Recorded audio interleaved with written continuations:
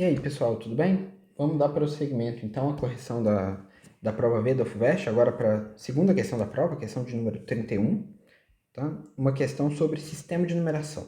Tá? Então, traz aqui um textinho, né? E é o seguinte: o sistema de numeração conhecido como chinês científico, ou em barras, surgiu provavelmente há mais de 2 milênios. O sistema é essencialmente posicional de base 10, com o primeiro algarismo à direita sendo representando a unidade. A primeira linha horizontal de símbolos da figura mostra como se representam os algarismos de 1 até 9, né? Quando aparecem em posições ímpares, unidades, centenas, etc. E a segunda linha, quando os algarismos aparecem nas posições pares. Nesse sistema, passou-se a usar um círculo para representar o algarismo zero a partir da dinastia Sung. Tá? Ele fala aí o tempo da dinastia.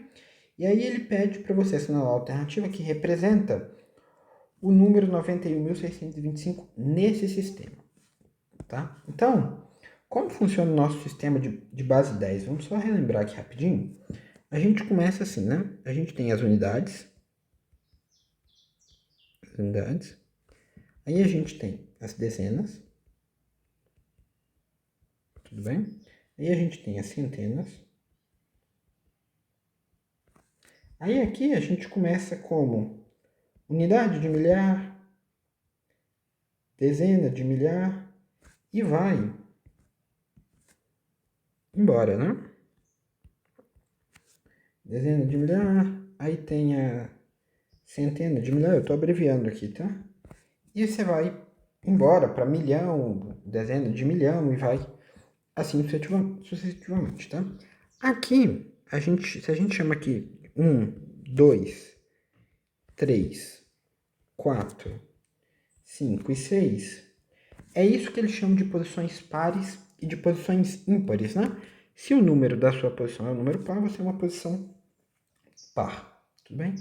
E aí, ele diz o seguinte: cada número de 1 até 9 tem uma representação para quando ele aparece, né? Então, por exemplo, a gente utiliza o 9 para representar 9 unidades, né? Por exemplo. Só que quando o 9 aparece nas dezenas, a gente continua usando 9. Então, a gente escreve 90 e a gente escreve 9. É o mesmo símbolo que a gente utiliza. No sistema deles, não. No sistema deles, o 9 tem duas representações, por exemplo. Um quando ele vai aparecer aqui e um outro quando ele aparece aqui. Tudo bem? Que é o que ele traz aqui, né? Na primeira fila nessa primeira fila é quando aparece em questões ímpares, né? Quando aparece em posições pares, o 9 tem essa representação, por exemplo, em vez dessa, tá? Então, só para a gente testar aqui, para ver se vocês entenderam, vamos tentar representar o número 1. Tá? O número 1, se a gente quiser representar o número 1, é essa representação. Tá? É uma barrinha ali, né? Não tem um traço em cima, é uma barrinha. Se a gente quiser representar o número 10, como esse 1 ele aparece na primeira posição, se a gente quiser representar o número 11, por exemplo, né? Em vez do 10 aqui, porque ele não trouxe o 0. O número 11. O número 11, como esse dígito 1 aparece numa posição par, ele aparece deitado e o outro aparece em pé. Se a gente quiser representar o número 111, por exemplo, ele vai aparecer assim, assim e assim. Tá?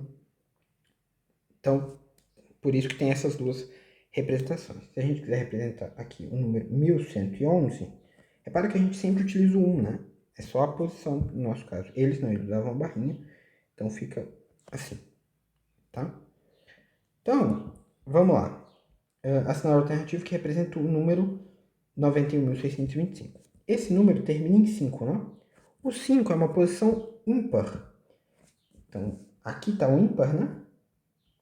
E aqui, para posições ímpares, é a primeira fila. Para posições pares, é a segunda fila. Como o 5 está numa posição ímpar, tem que ser o 5 da primeira fila. Tá? A gente vai fazer por eliminação, tá? Então, não pode ser a letra E, tá? Porque aqui o 5 deitado, tudo bem? Depois do 5, ele quer o 2, né? É o número 2. 2 tá nas... Vamos fazer aqui, né? 5, 2, 6, 1 e 9, né? Repara, o 2 está numa posição par, está nas dezenas. Então tem que ser o 2 de baixo aqui. Tem que ser o 2 deitado, tudo bem? Por isso, não pode ser a letra C, né? Porque aqui o 2 está em pé. Sobraram 3 alternativas. Vamos lá para as centenas. As centenas é o número 6, está numa posição ímpar, então tem que ser esse 6 aqui, ó. Tem que ser esse 6, que é um T, né? Parece um T. Onde tem um T aqui, vamos ver se aqui pode ser. Aqui não pode, né? O T está de cabeça para baixo, e aqui também ele está de cabeça para baixo, por isso que é a letra A, né? Tudo bem? Vamos só terminar de conferir. O 1 está na unidade de milhar, é uma posição par e ele tem que estar embaixo, né? De fato, aqui ele está deitado igual ali em cima. O 9 está numa posição ímpar, tem que ser o 9 de cima, é esse aqui, é esse que está aqui, né? Então, de fato, a letra A é a alternativa correta, tudo bem? Espero que vocês tenham gostado, deixem o like aí, compartilhem com os colegas que fizeram a FUVEST e nos vemos no próximo vídeo.